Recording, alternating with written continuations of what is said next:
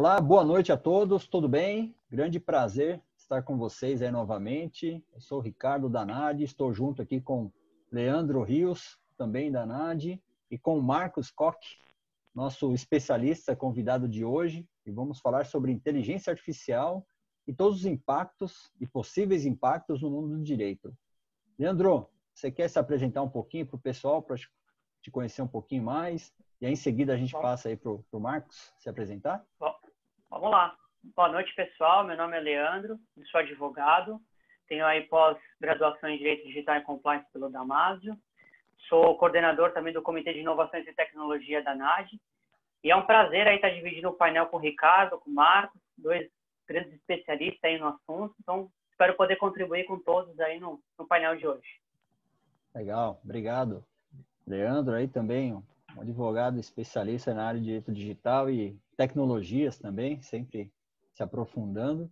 E o Marcos eu vou deixar para ele se apresentar, porque o currículo dele é tão extenso aqui, que eu acho que é melhor ele se apresentar.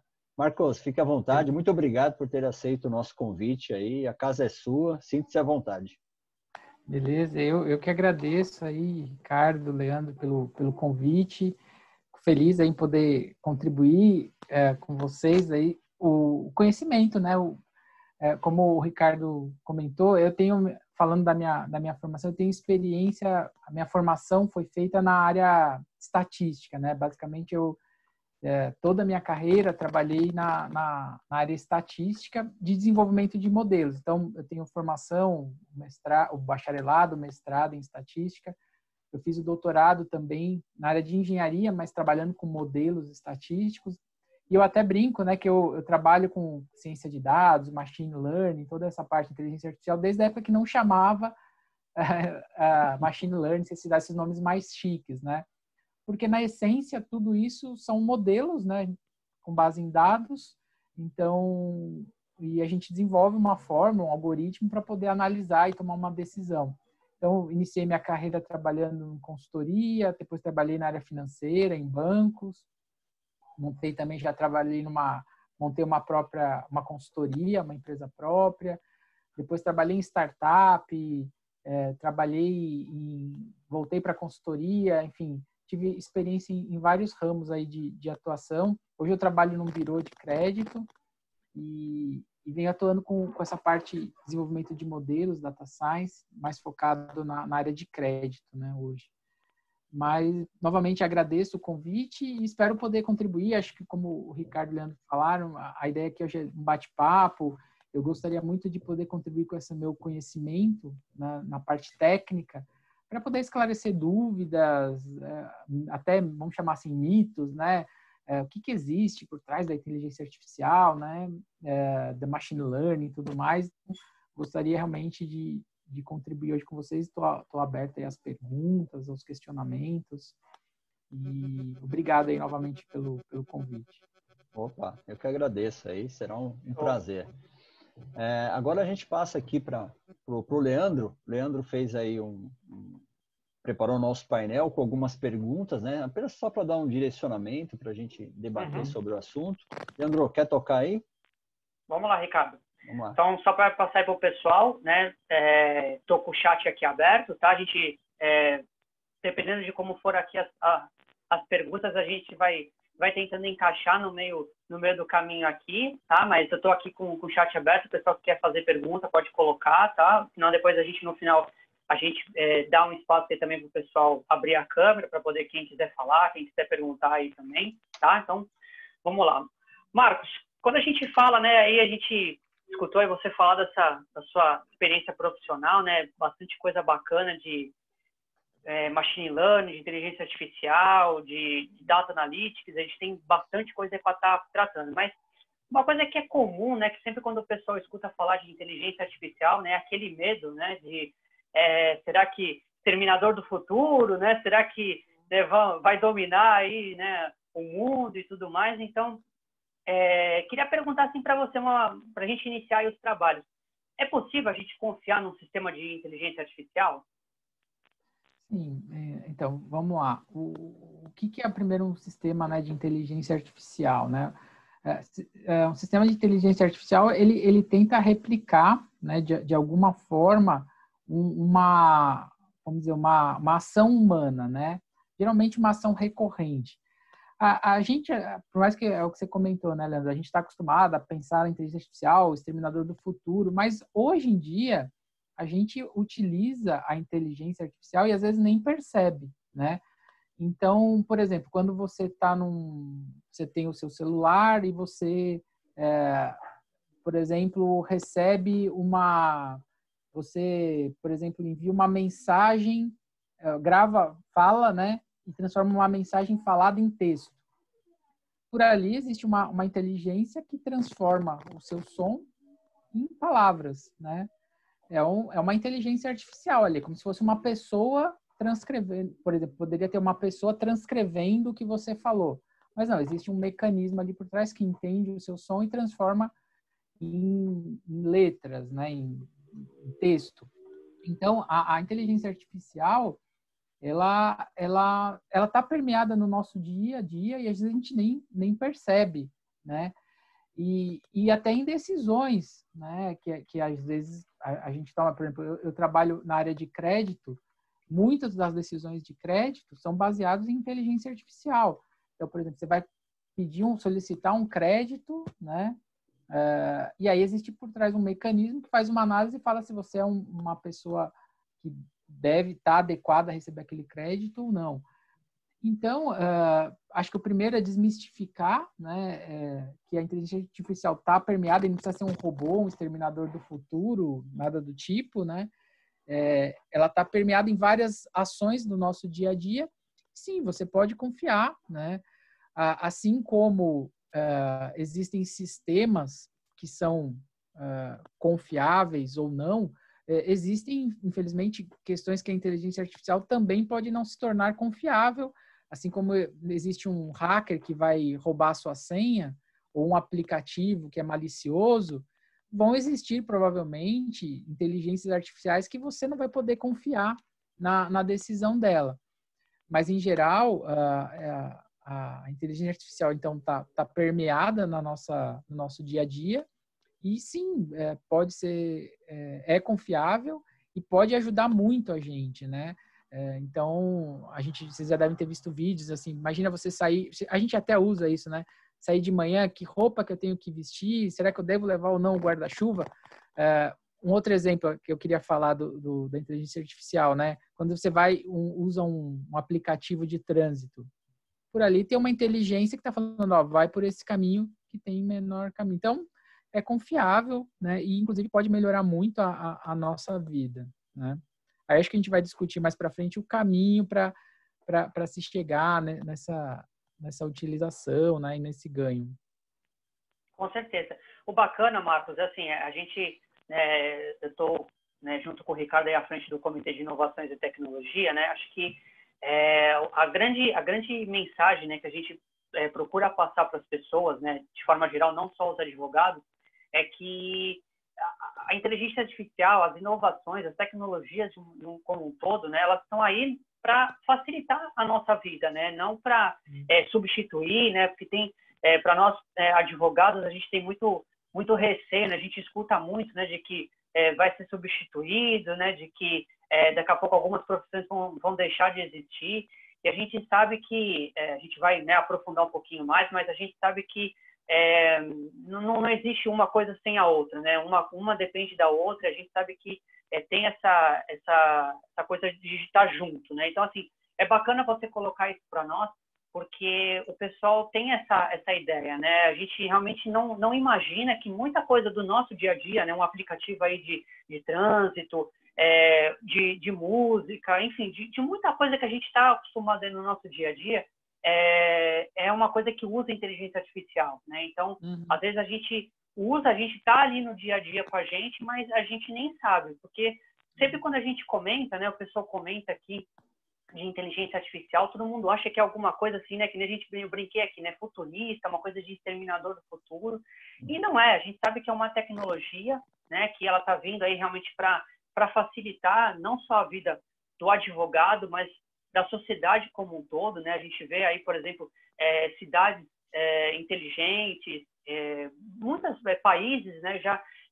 bem em consonância com as tecnologias. Então, é bacana você colocar isso, porque a gente tira esse medo do pessoal, né? De que uma coisa vai substituir a outra, né? E vai deixar de existir, né? Então, bem legal, Marcos.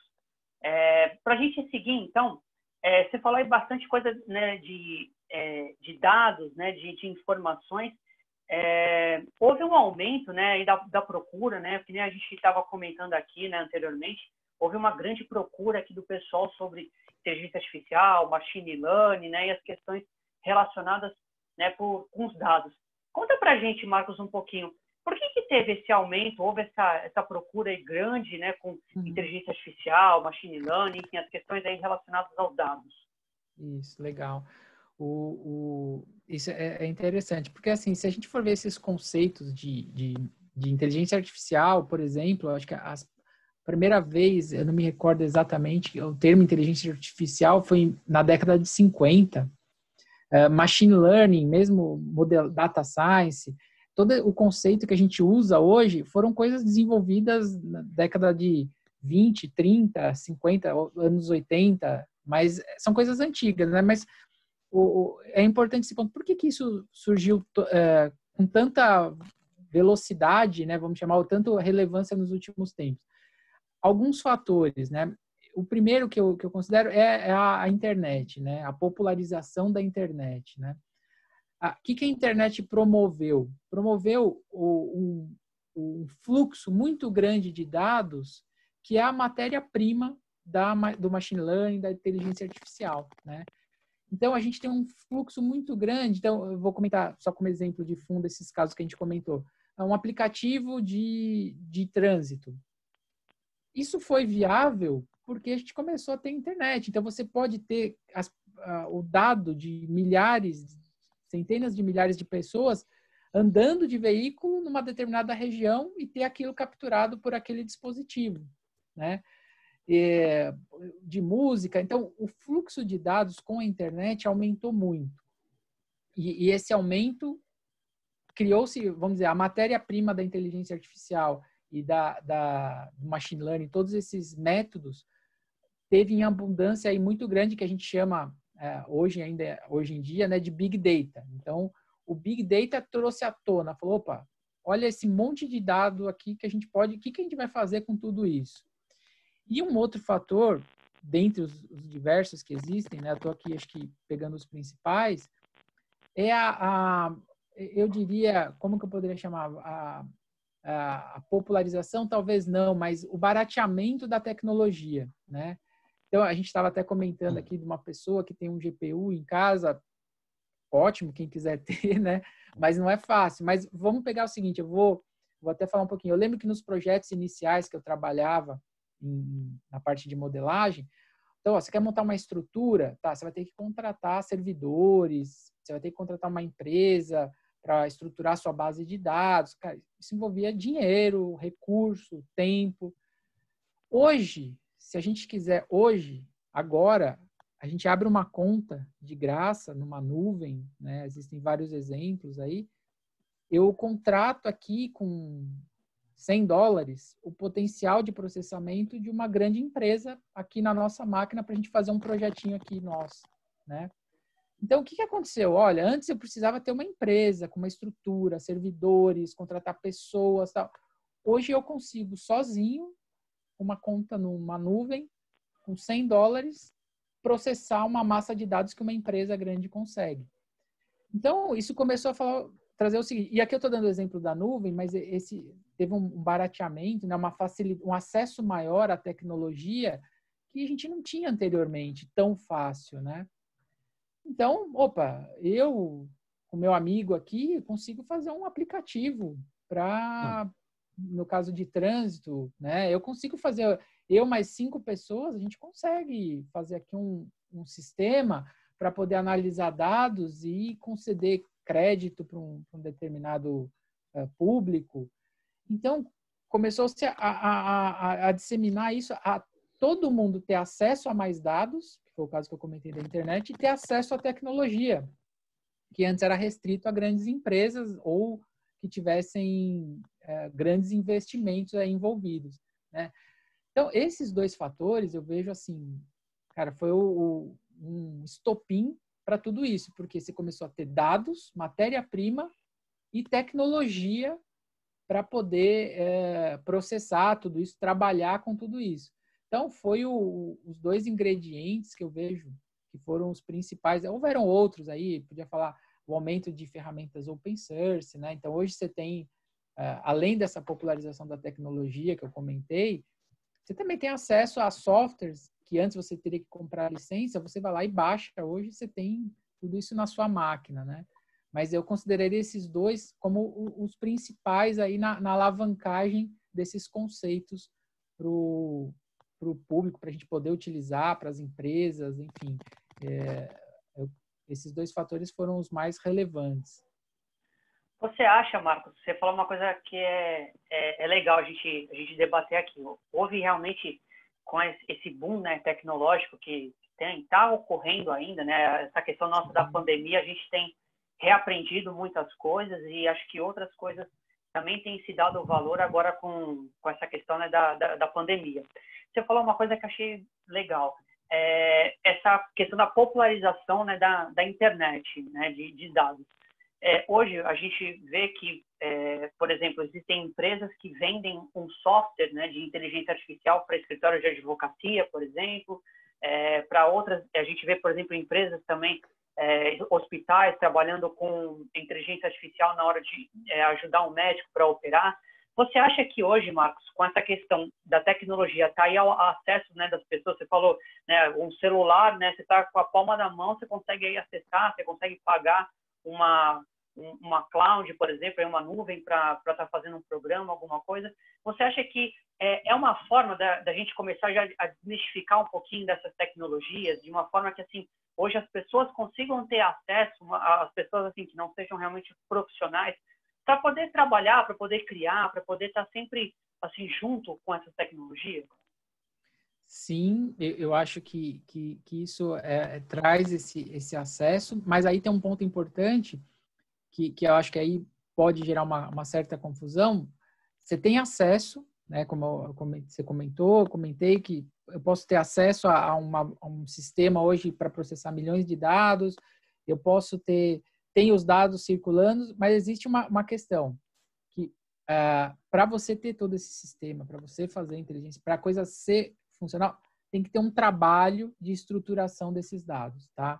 Então, assim, o fato de ter o acesso, de ser fácil, de estar disponível isso para qualquer pessoa, não quer dizer que eu posso sentar hoje e montar um aplicativo em uma semana, né?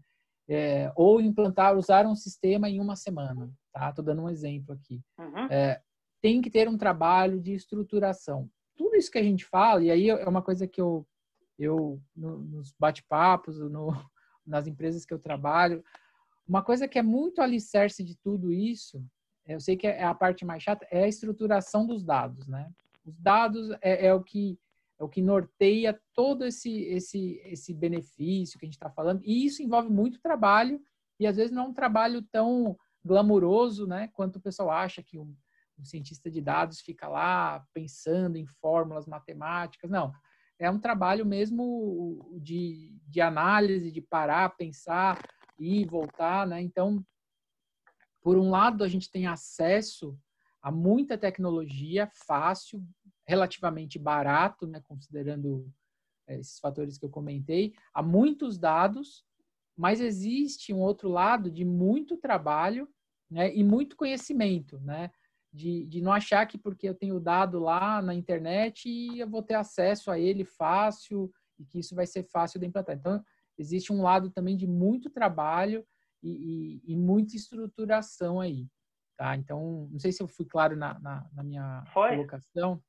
né? Que aparenta, acho que é importante esse ponto que você levantou, que aparenta que é o seguinte, então eu vou começar a usar a inteligência artificial amanhã, ótimo, né? Mas vai ter um trabalho, tem um caminho a percorrer, né? E tem toda uma estruturação aí para chegar nesse nível de utilização, tá? Chegar num nível de maturidade, né? para o projeto. Eu falo brincando que às vezes, né, um projeto de inteligência artificial é como uma caixa daquelas espaçonaves de Lego, que você compra a caixa, é lindo e maravilhoso, e você fala, poxa, aí você abre a caixa, tudo espalhado aquilo ali. Aí você fala, poxa, para chegar nesse nível, para montar essa espaçonave linda, vai demorar um bom tempo. Então, acho que brincadeiras à parte, mas é muito parecido, né? É uma coisa que tem que ter um planejamento, uma estruturação, para você conseguir chegar naquela perfeição, é um processo a se seguir, né? Acho que em todos os projetos, né, que envolvem inteligência artificial. Porque depois que está pronto, está lindo e maravilhoso, né? Aí são só os ajustes, né? Exato, exatamente. Ah, legal. Aproveitando então, Marcos, você deu essa oportunidade para nós, essa questão da gente ter, né, que tem essa estruturação, esse cuidado, né? Conta um pouquinho então para a gente, aí uma curiosidade, até minha mesmo, como é que é teu dia a dia profissional, né? Porque a gente realmente acha realmente que um cientista, né, a pessoa que trabalha com dados, né, é aquela pessoa de outro mundo, né? Aquela pessoa que é meio como aquele filme, eu vou entregar também a idade, né? Meio Brilhante, né? O pessoal acha que é meio assim, né? E a gente sabe que não é, né? Então, conta um pouquinho para nós, e eu vou até emendar uma outra pergunta também, uma curiosidade minha. Como foi, né, na verdade, o teu primeiro contato com inteligência artificial? Tá. Bom, vou responder primeiro essa. Assim, o meu primeiro contato com inteligência artificial, eu consideraria assim, que eu sempre tive contato, considerando que eu sempre trabalhei com análise de dados, né? Aí eu posso te falar assim, um processo mais automatizado, eu acho que assim foi mais no início dos anos 2000 aí, onde começou a ter esse boom, né, da internet, da automatização de processos, né? Mas isso que você falou do dia a dia é muito importante, porque assim, mesmo quem trabalha com inteligência artificial ou ciência de dados, né, grande parte do nosso trabalho é essa parte da estruturação, né? Então, eu até estimo que 70%, 80% do nosso trabalho, né, de quem trabalha nessa parte de ciência de dados, inteligência artificial, é mais a estruturação dos dados, a preparação dos dados, né, do que efetivamente você está analisando lá a relação ou fazendo um modelo para se chegar. Tanto que dos projetos que eu participei, o grande fator de sucesso, né, é quando você tem uma estruturação de dados adequada, né? Mais do que falar o seguinte, não, você utilizou um super modelo. Eu trabalhei muito na academia com a parte muito da modelagem, né? Lógico, eu gosto disso, é a parte que até eu gosto mais particularmente, mas, cara, nos projetos que eu percorri na minha carreira, hoje mesmo na empresa que eu atuo, você falar o seguinte, é a fórmula matemática, é aquela parte matemática que deu grande sucesso? Não. É a estruturação dos dados, né? Então, assim, eu diria que, falando assim do meu dia a dia, aí é óbvio que eu tenho toda uma equipe que trabalha comigo, a gente discute muito isso, como estruturar esse dado, como utilizar esse dado, como que esse dado isso é um outro grande desafio, vai se traduzir para resolver aquele meu problema, né? Porque o dado por si só, você tem lá o dado, por exemplo, imagina que você tem um dado hoje, por exemplo, um dado que eu trabalho muito hoje é o do cadastro positivo, né? Não sei se vocês já ouviram falar. A gente tem informação lá é uma lei no Brasil, né, onde todos os brasileiros disponibilizam para birôs a informação de histórico de crédito. Tá bom, você tem esses dados lá.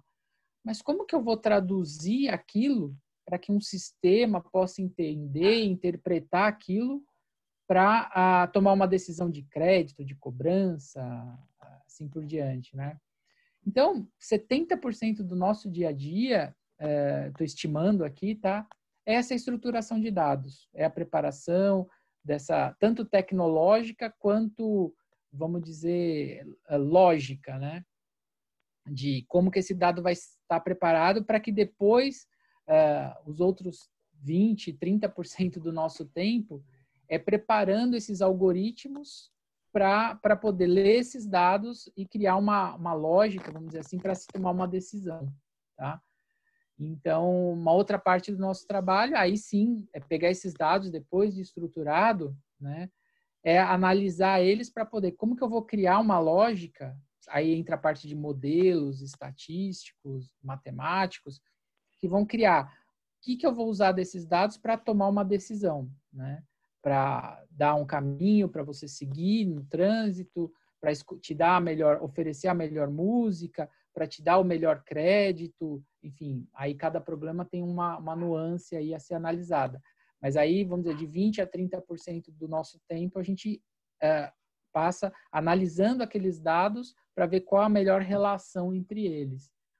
E aí depois você vai embutir isso automatizar, seja num sistema, seja numa ferramenta, num aplicativo, ou em algum meio tecnológico para poder ser utilizado, né, como uma inteligência artificial, né, no caso, tomando uma decisão por alguém. Então, como eu disse, te dando o melhor caminho, te oferecendo um crédito, te dando uma indicação do melhor restaurante e assim por diante. Tá? Legal. Posso fazer uma perguntinha? A gente vê, né, manda. Até aproveitando esse gancho aí, quando o Marcos falou da tomada de decisão, vamos entrar na questão do algoritmo, né? Como um tomador de decisão. O algoritmo, quando ele é criado, ele foi baseado nessa formatação dos dados e nós criamos um modelo e aí nós temos o algoritmo, propriamente dito, para tomada de decisão. No meio jurídico, se fala muito das questões de tomadas de decisão discriminatórias, tomadas de decisão prejudiciais para os indivíduos, né, para o cliente ou não. E com a LGPD, os indivíduos, as pessoas, né, que são os detentores dos dados, vão ter a possibilidade, né, de solicitar essa revisão. Tá? Então, imagina chegar isso na sua empresa e o indivíduo solicitar uma revisão porque ele se sentiu prejudicado ou foi discriminado de alguma forma. Nessa construção desse modelo, o que você acha que é o maior, o que impactou nesse desenho do modelo operacionalmente já funcionando e essa remodelação? Imagina que uma remodelação é como se, eu acredito que seja fazer todo um processo novamente, né? Uhum. Internamente, como que você vê isso? Porque isso vai refletir, né? De uma maneira positiva ou negativa. Sim, Não sei se ficou clara a minha pergunta. Sim, eu vou explanar aqui. Eu creio que sim. E isso acontece, tá? Acontece. E entra aí uma questão bem interessante, que é o seguinte, é o que você falou, tá? O dado vai refletir aquilo que está nele, tá? Então, por exemplo, se naquele dado estiver registrado uma conduta, vamos dizer, antiética ou, vamos dizer, com racismo, tal, o algoritmo vai replicar aquilo. Aí que eu acho que entra uma questão muito que até o pessoal comenta assim como existe a questão de automatizar a questão jurídica, o pessoal também fala muito, a parte de machine learning, daqui a pouco não vai precisar mais de cientista de dados, vai automatizar. Eu acho que não. Na verdade, hoje entra muito da nossa análise isso, tirar esses viés, né? Então, analisar quando existe esse viés, evitar esse viés. A gente tem como controlar, até existem áreas de estudos de explicação de uma decisão de um algoritmo de inteligência artificial que estudam somente isso. Oi? Não, tinha travado, mas pode continuar, desculpa. Tá. Então, existem áreas que fazem esse estudo. Então, é uma coisa que a gente percorre muito, né? Persegue muito essa interpretabilidade do modelo e também tirar o máximo possível os viés negativos. Por um outro lado, eu considero, da mesma maneira que a gente falou, se tiver lá no dado o viés racista e tudo mais, isso vai perpetuar. Sim, mas desde o momento que você exclua isso, consiga detectar, e há maneiras para isso, de novo, é trabalho, não é simples, tá? Uhum. Eu acho, aí é uma opinião, a inteligência artificial, a maneira mais justa de você fazer uma decisão. Porque a partir do momento que ela não segue aquele viés, acabou, né? Ela é uma máquina fria tomando uma decisão com base em dados. Então, vamos pegar um exemplo famoso aí que existe, né? De uma empresa que estava fazendo avaliação para contratação e aí começou a viesar, contratar mais homens, porque havia na base uma tendência para contratar mais homens e aí o algoritmo estava viciado. Ok, verdade, aconteceu isso. O algoritmo lá pegava, eu não sei como é que foi desenvolvido, não entrei não conheço, eu conheço isso de leitura, né? Haviam mais palavras que estavam relacionadas ao universo masculino do que o feminino, então o algoritmo tendia a contratar mais homens do que mulheres. Ok. Ajustado isso, o algoritmo, ele pode, e não sei se existem outras questões, mas, como eu disse, eu não conheço o projeto, apenas de leitura, o algoritmo se torna a melhor maneira de selecionar a pessoa, porque ele é frio, ele vai olhar simplesmente as qualificações. Né? Então, de novo, é aquela história, existe o lado, sempre vai ter o lado ruim, o lado positivo e o negativo, né? Da mesma maneira que os algoritmos de inteligência artificial podem tendenciar a perpetuar um comportamento, a partir do momento que você elimina ele é uma maneira de você tornar totalmente isenta aquela decisão, né? Então, de novo, é um caminho a ser percorrido. Acho que assim, o que às vezes eu me assusto um pouco é falar o seguinte: como existe isso no algoritmo de machine learning, então não dá para usar. Não, acho que pelo contrário, é uma evolução que a gente tem que fazer. Pô, foi detectado esse ponto, vamos ajustar, né? Vamos eliminar esse viés. Por quê? No meu entendimento, aí é uma opinião, os algoritmos tendem a ser a forma mais isenta de decisão possível, né? Eliminando qualquer tipo de viés. Né? Então, não sei se eu respondi a sua questão. Sim. Na verdade, aquela subjetividade da discriminação, ela pode, como você falou, tecnicamente, nós somos, às vezes, muito objetivos, né? Porque contra dados não há argumentos, né? Contra fatos e dados. Então, essa subjetividade, ela pode ter até, o que eu já vi, tem alguns estudos, que você tem o resultado, né, desse algoritmo, né, dessa análise, dessa tomada de decisão, mas também ele passa por depois um filtro baseado dentro de uma estratégia de cada empresa. Então, tudo bem, ele está atendendo para um público masculino numa contratação. Só que, em cima da análise, você tem uma outra análise que você quer pender para o mundo, para o perfil feminino, porque a empresa quer contratar mais mulheres, fomentar, sejam mulheres, negros ou de qualquer tipo de outra circunstância que seja positiva dentro de uma estratégia de uma empresa. Então, assim, para tudo tem jeito, né? Pelo que eu vejo. Sim. Mas, assim, o que você falou, realmente, o que eu entendi é que realmente tem uma sensibilidade humana que hoje ela não é substituível por uma máquina. Então, essa criatividade, o que pode ser feito, e eu acho que é o que não só o mundo jurídico, mas o mercado no geral tem que entender, é que, na verdade, os modelos eles são iniciais, eles vão se desenvolvendo com o tempo e aprimorando. Então, não necessariamente foi feito de má fé, né? Talvez, acredito isso. Exato. Então, isso é facilmente comprovado. Então, assim, olha, o algoritmo teve essa estrutura, ele não foi planejado para isso. Mas aí tem que ter um trabalho de aprimoramento. Desde que se tenha isso numa boa prática, eu acho que é o que o mercado está tendendo para isso, né? Principalmente de crédito, né? Vocês que trabalham com crédito.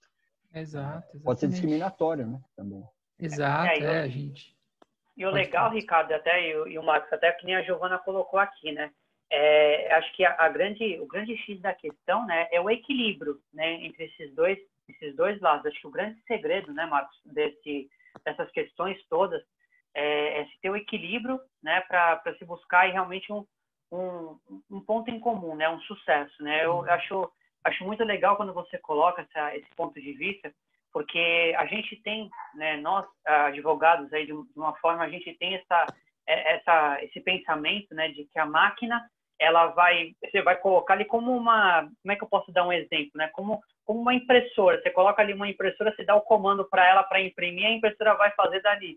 Acha que realmente é uma coisa simples e é uma coisa que daqui a algum tempo a máquina vai aprender e vai seguir e vai substituir e vai fazer. Então, é legal você colocar isso porque desmistifica também, mais uma vez, essa questão, né, do dado, da inteligência artificial, né, de procurar, que nem a Giovana colocou aqui, usar, né, desse equilíbrio, né, e usar adequadamente.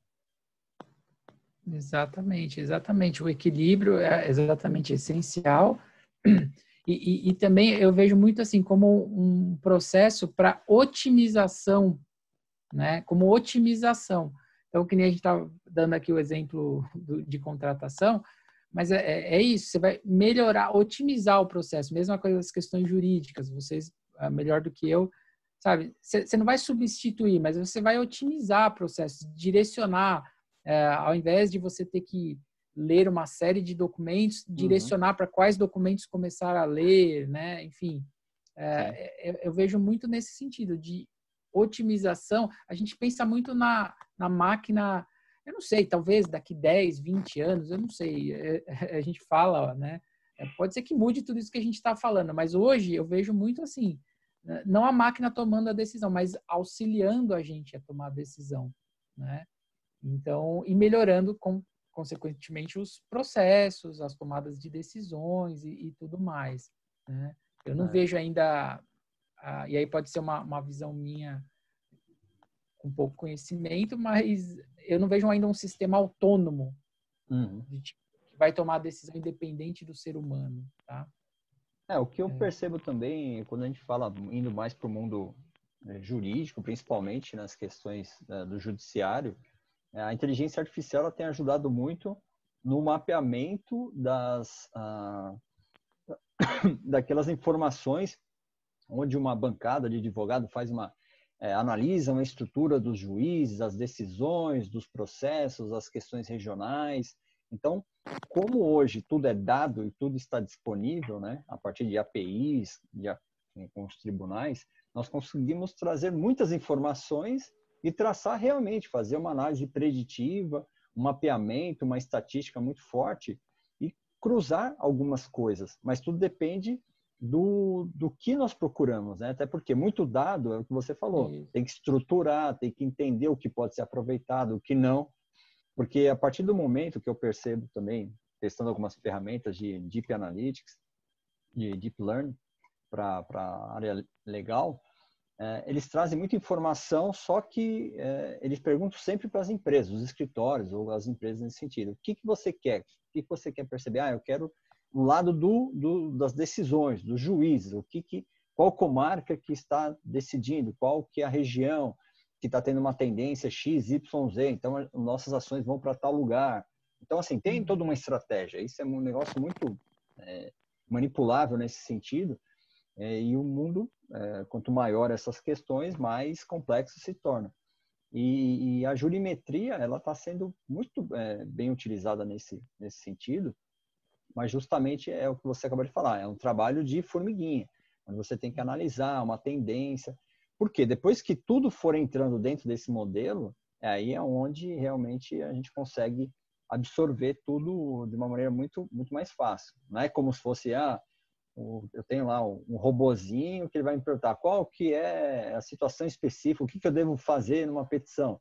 Ele vai lá e responde tudo, até dá para fazer, mas até chegar nesse nível, eu já ouvi falar pessoas que falam que tem uma inteligência artificial que pode montar uma petição para você. Pode, mas ela vai montar uma estrutura, uma espinha dorsal. Mas até que ponto é relevante algumas coisas? É aquele trabalho criativo de trazer, o que a inteligência artificial pode ajudar é trazer vários insights para a gente colocar numa petição, ou seja, você vai ganhar muito tempo com relação a isso, né? Então, acho que do lado, só passando um pouquinho do que a gente vê no dia a dia, da área jurídica, e análise de contratos, né? Você pega aquela massa de contratos, você vê uma tendência, que eu também não vejo muita aplicabilidade nisso, mas tem algumas questões que são mais fáceis, né, de se monitorar, mas isso eu acho que se resolve com BI. Não precisa nem ser tanto uma inteligência artificial, um simples business intelligence, que são aqueles relatórios. Né? Então, para quem não conhece, né? Então, acho que é bem interessante nesse sentido. Mas, continua aí, Leandro, se tiver mais alguma Aí é o legal, Ricardo, é que assim, para nós, para os advogados, né, que a gente tem a gente trabalha, né, com essa questão, né, de ter uma inteligência artificial julgando, tendo uma inteligência artificial fazendo uma petição inicial, né, uma substituição, é muito bacana, né? Eu estava até dando uma olhada aqui. O CNJ ele soltou, né, uma resolução 332, né, de 21 de agosto, né, que ele traz toda essa disposição ética, né, de transparência, essa questão, né, do uso da inteligência artificial no Poder Judiciário. E vem bem de encontro com isso que a gente está colocando aqui, né, de que tem toda um cuidado, né, algumas considerações, né, no corpo da resolução. Ele traz, né, vários cuidados, várias considerações, né, que devem ser colocados, né, devem ser vistas. Então, é bacana porque tem todo esse cuidado, né, tem toda essa questão, e eu, particularmente, aí, eu tenho acho que a mesma opinião do Marcos.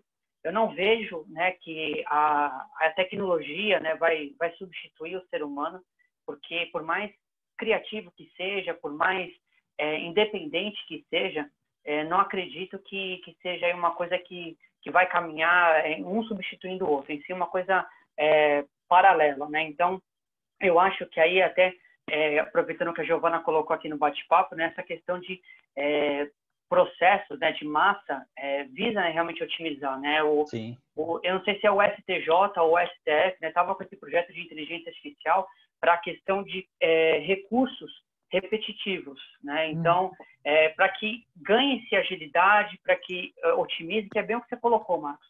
A gente tem que ter, né, esse pensamento de que a tecnologia, né, não importa só a questão de machine learning, de inteligência artificial, de jurimetria, ela visa realmente trazer um benefício para quem, né, vai estar aí usufruindo dela. Então, tudo que puder ser para melhorar, para que isso venha realmente agregar valor, eu acho que é válido, né? Então, é legal isso que o Ricardo colocou, porque tem, né, realmente esse risco, né? O pessoal tem esse receio, mas a gente sabe que tem esse contato, que tem já esse pessoal já trabalhando com isso, né? Que a gente colocou o Watson, colocou vários sistemas e que realmente está tendo resultados positivos, né? O CNJ, enfim, todos esses órgãos estão tendo respostas muito positivas com os trabalhos, né, que vem realizando com a inteligência artificial como um todo, né? Então, isso é bem bacana. Então,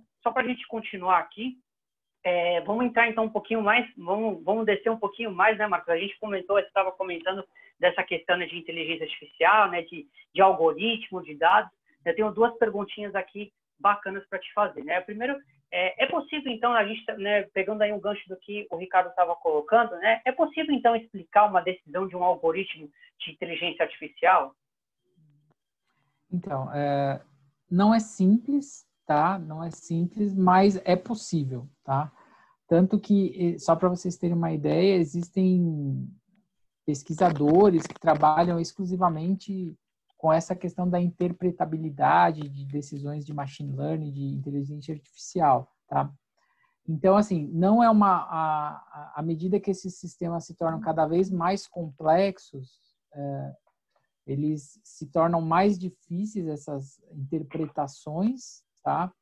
Mas é possível. E aí, eu acho que entra muito numa questão, né, do objetivo do que você vai estar trabalhando, né? Deixa eu só dar uma pausa aqui, só um segundinho. Depende muito do objetivo do projeto que você está trabalhando, né? Por exemplo, se é uma decisão judicial, alguma coisa, você pode trabalhar com inteligências, com modelos que sejam mais fáceis de interpretar. Tanto oferecer um produto, de repente, você deve comprar um produto, um sapato ou um tênis, né? Uma questão mais simples, talvez você possa trabalhar com um método menos explicável, tá? Então, acho que vai muito do projeto que você está trabalhando, da necessidade de você ter essa interpretação, tá?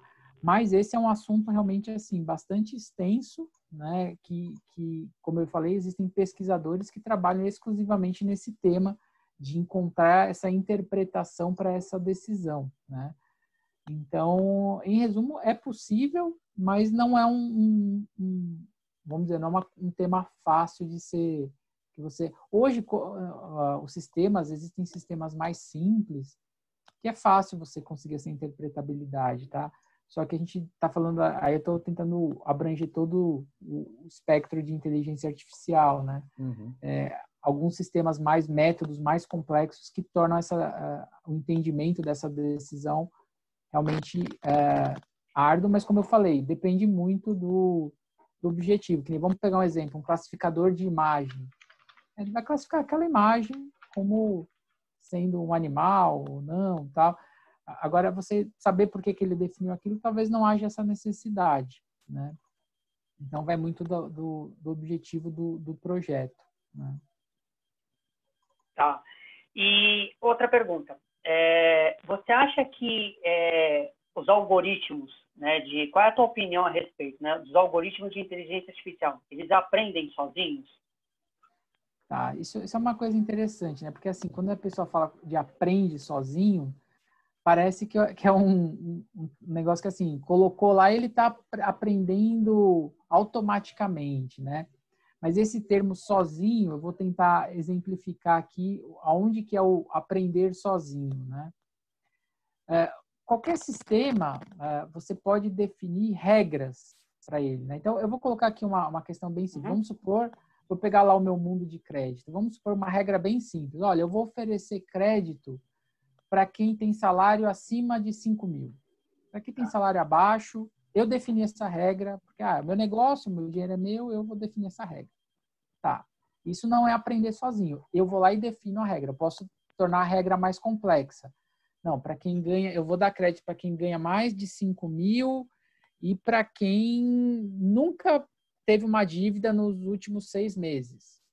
Tá, criei essa regra. Será que essa regra vai funcionar ou não?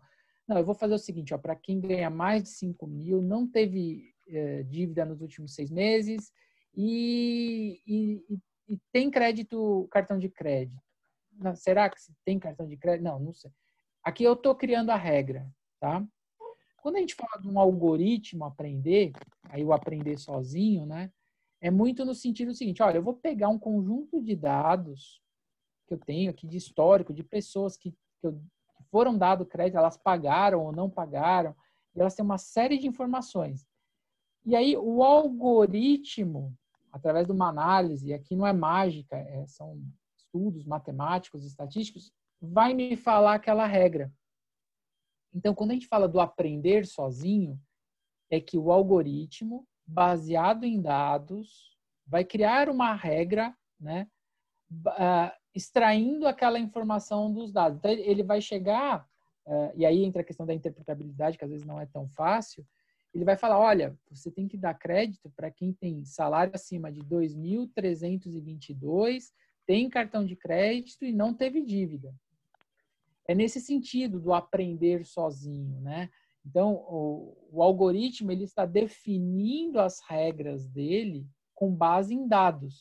Mas quem foi que criou isso? Não, foi uma pessoa, foi alguém que criou esse sistema de análise onde ele vai aprender, onde aprender de novo é o quê? Criar estas regras com base em dados. Tá? Não sei se ficou claro o meu exemplo aqui, mas o aprender sozinho é criar regras com base em dados.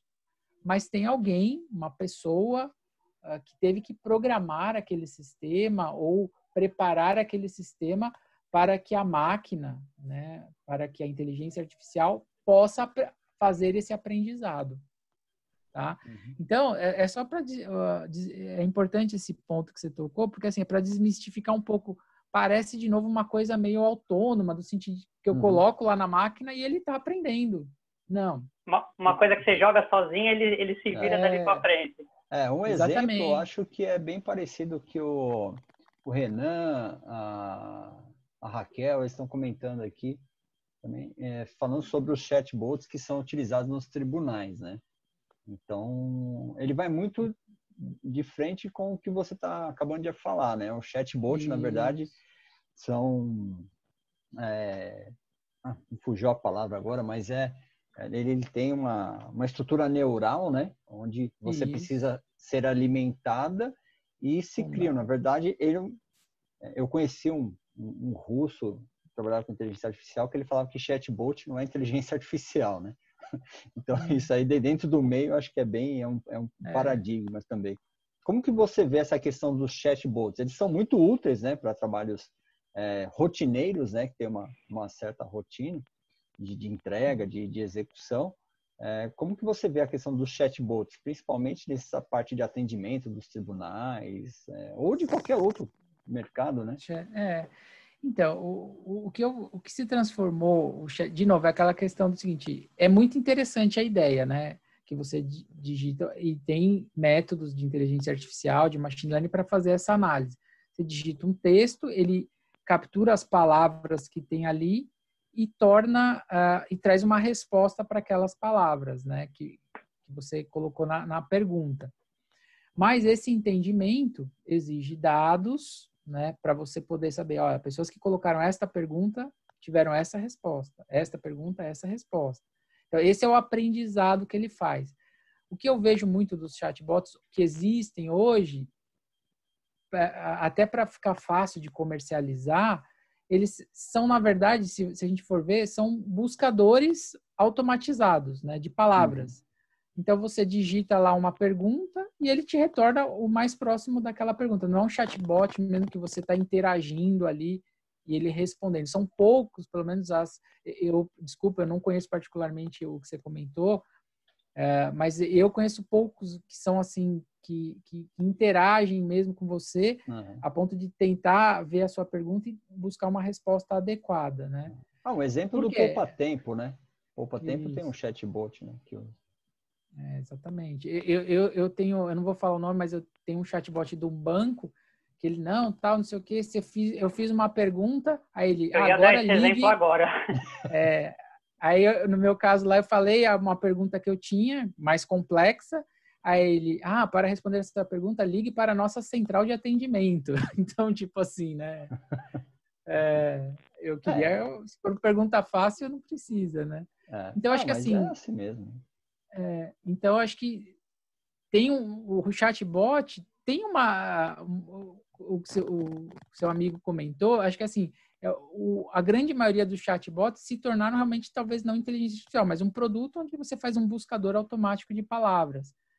Mas eu acho que tem muito, o chatbot de novo, tem pessoas que, uma área de estudos, né, text mining, que faz o estudo de textos para você relacionar e conseguir criar uma interação, né, do humano com uma máquina. Mas, de novo, como que essa máquina está aprendendo sozinha?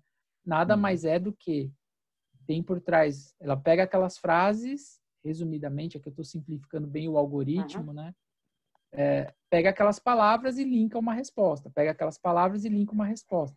Então, esse é o processo, através de uma rede neural, por exemplo, né, um deep learning, um processo de deep learning, de tal forma que começa a aprender sozinho, criar essa regra tão boa que qualquer pergunta que você digita, ele tem uma resposta adequada para aquela sua questão, né? Sim. Essa questão dos chatbots é interessante porque, como você falou, nada é do dia para a noite. Para se chegar num nível de excelência, eu trabalhei em vários projetos de inteligência artificial com relação a chatbot, principalmente integrando algumas informações de banco de dados, de CRM, de BI, de cadastro de cliente, de produtos, e realmente tem assim uma massa que, vamos falar, no começo 80% não é respondido. Aí ele vai para uma quarentena, os cientistas de dados trabalham em cima de várias possibilidades, aprimoram o modelo de atendimento, aprimoram a árvore de respostas, e aí a tendência é cair de 80% e chegar no máximo, no mínimo, né, 30% de compreensão que ele não consegue traduzir e se comunicar. Então, tem grandes players de mercado, Nestlé, Bradesco, a própria Sul América, na época, eu vi que o chatbots que tiveram um ano e meio de projeto para chegar num nível aceitável. Eu fui uma vez num projeto lá, num evento da IBM, a nossa equipe lá, a gente bugou o chatbot Watson, né? de pergunta. Ele falou, não, mas o Watson não está preparado para isso. Eu falei, poxa, mas você não falou que ele é autônomo, que ele fala sozinho? Então, é mais aquela desmistificação. Mas, novamente, ele ajuda e muito, principalmente nos tribunais e nesses serviços, ajuda e muito nesse sentido. Mas trabalhos que são repetitivos e aos poucos que vão sendo aprimorados. É como uma criança, né? Exatamente. Sabe uma coisa muito similar ao chat, assim, não que tenha a ver com o chatbot, mas a técnica é muito similar. Vocês já devem ter visto o Google Tradutor, né? Uhum. O Google Tradutor, até existe, se você der uma busca lá, eles falam que o grande ganho que eles tiveram no percentual de tradução foi quando eles começaram a usar a inteligência artificial. Porque o Google não colocou dentro lá do Google Tradutor todas as regras gramaticais de inglês, chinês, português, italiano. Não. O que ele fez? Ele colocou textos em português e inglês, em chinês e português, em italiano e português. E aí foi criando esse processo que você comentou, né, Ricardo? Tipo, quando aparece essa estrutura, em português é essa. Que, quando aparece essa estrutura em inglês, é essa em português. É essa em português. Ele foi entendendo, no sentido... Quando entender, nesse sentido, é ter exemplos, vamos chamar, né? Que nós alimentamos, né? Que nós alimentamos. Nós alimentamos. A grande eficiência do Google não é porque... Talvez seja muito forte isso que eu vou falar, mas não é porque o método dele é super avançado, não. É porque ele tem muito dado. Sim. Imagina a quantidade de texto em português, inglês, italiano que tem no Google disponível. Então, ele conseguiu muitos exemplos dessas estruturas, né? Então, a mesma coisa essa questão do chatbot. Quanto mais gente você conseguir interagir, tanto que aqui é uma especulação, eu já ouvi que um dos grandes utilizações do WhatsApp é para você conseguir alimentar chatbots, né? Porque imagina a quantidade de conversas que você tem ali para conseguir construir uma conversa, né? Uma interação. É porque isso já foi usado no próprio WeChat, né? Eles pegaram muito dado assim. Exato. Bom, mas a questão do horário também, né? Acho que deu. Só para a gente continuar, que eu estou com uma pergunta aqui da Ana Cristina. Eu não sei se ela está fazendo para mim, para o Ricardo ou para o Marcos. Então, vamos ver quem conseguir responder aqui, a gente vai complementando, né? Ela coloca, né, essa questão, se a gente acredita, né, do artigo 20 da LGPD, né, do parágrafo 1º, se é possível, né, a execução dele, no sentido de criar uma informação clara e adequada a respeito do critério adotado para a decisão automatizada. Tá. Eu vou falar da minha parte, aí vocês quiserem... A gente vai completando aí, vamos lá. Isso. Olha, eu vejo que sim, tá? E até vou falar do mundo que eu trabalho hoje de crédito, tem essa necessidade, tá? Então, a gente segue a LGPD, obviamente, e tem muitos requisitos que a gente tem que fazer isso de forma bem explícita. Existem até questões legais que a gente tem que mostrar por que foi tomada tal decisão, tá? Então, eu vejo que sim, né? Como eu disse, depende muito do objetivo do projeto. Por exemplo, no meu caso, hoje trabalho com crédito, isso é mandatório. Então, eu tenho que trabalhar com modelos, com tecnologias que permitam fazer essa clarificação, né? Ter isso claro, tá? Acredito que existam outros tipos de projetos que isso possa ser menos necessário ou menos evidente, eu não sei. Mas eu vejo que no meu caso, que eu trabalho hoje, isso daí é super mandatório e importante até.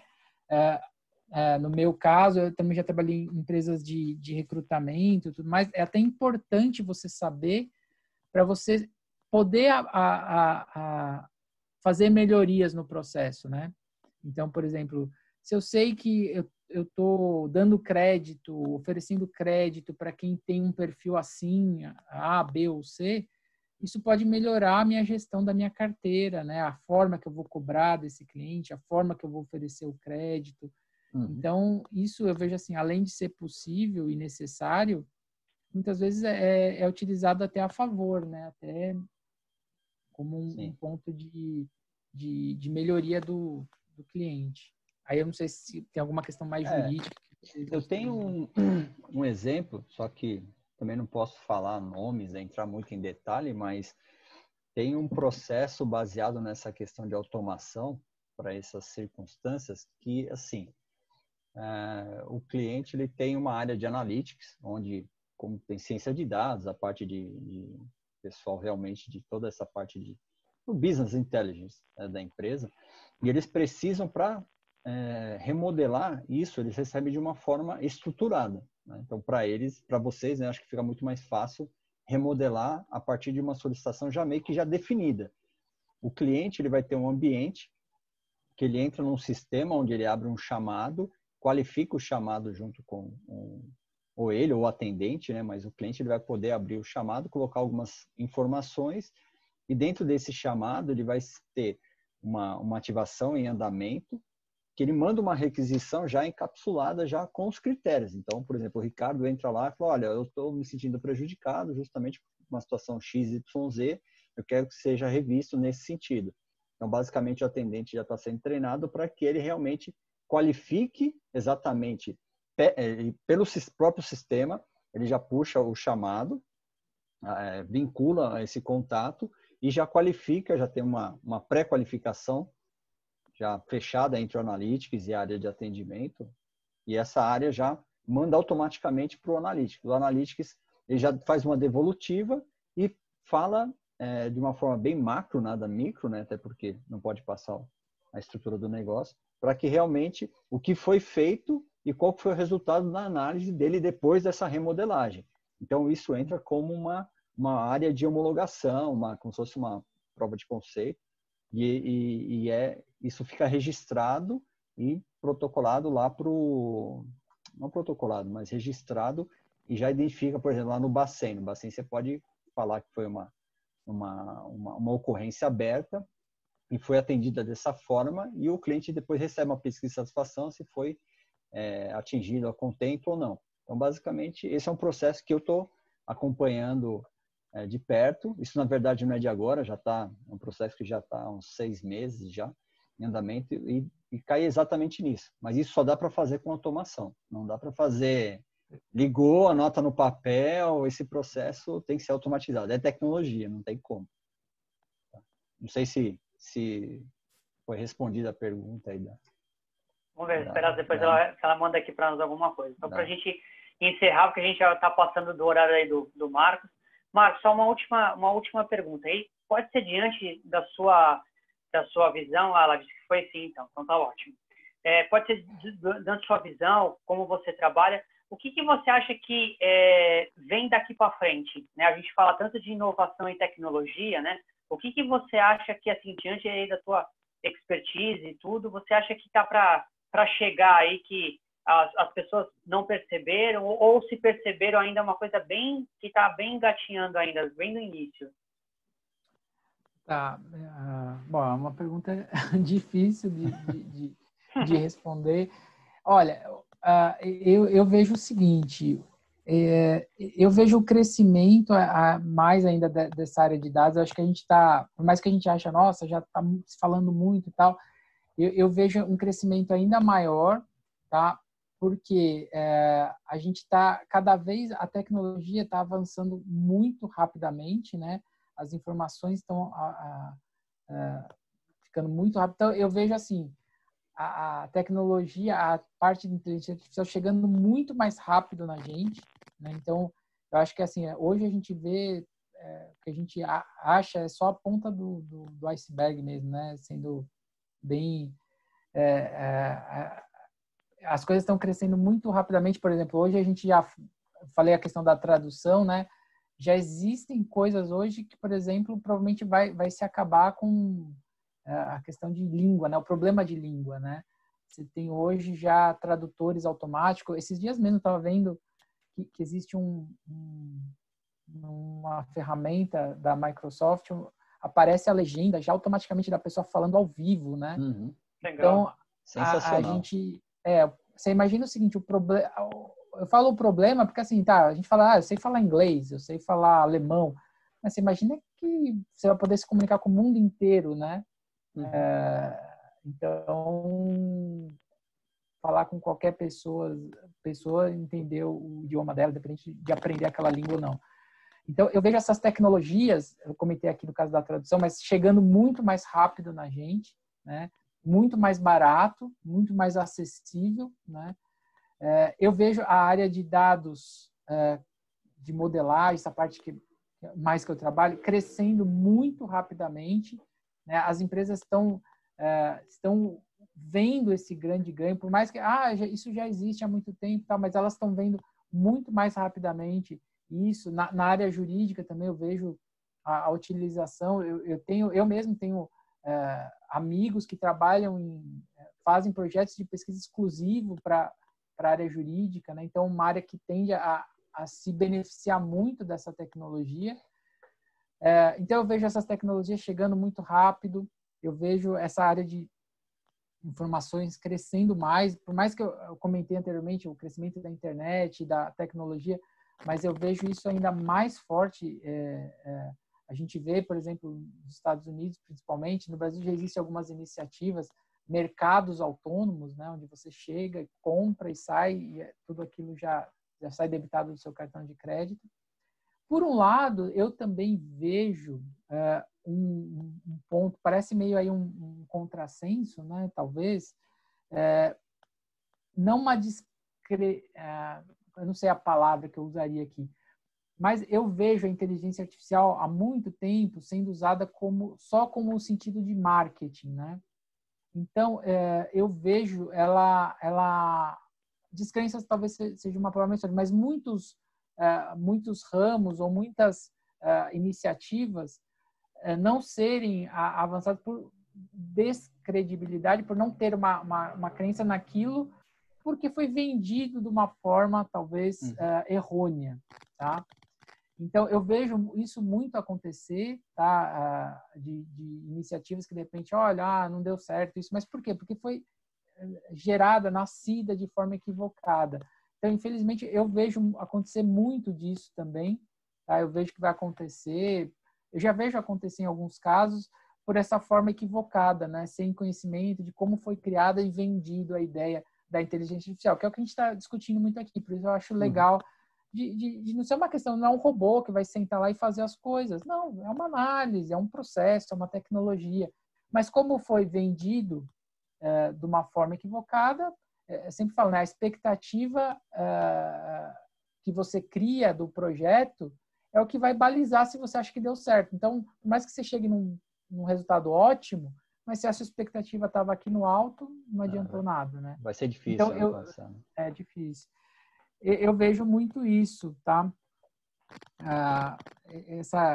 Muitos projetos entrando em descrença por causa dessa forma equivocada que foi vendida.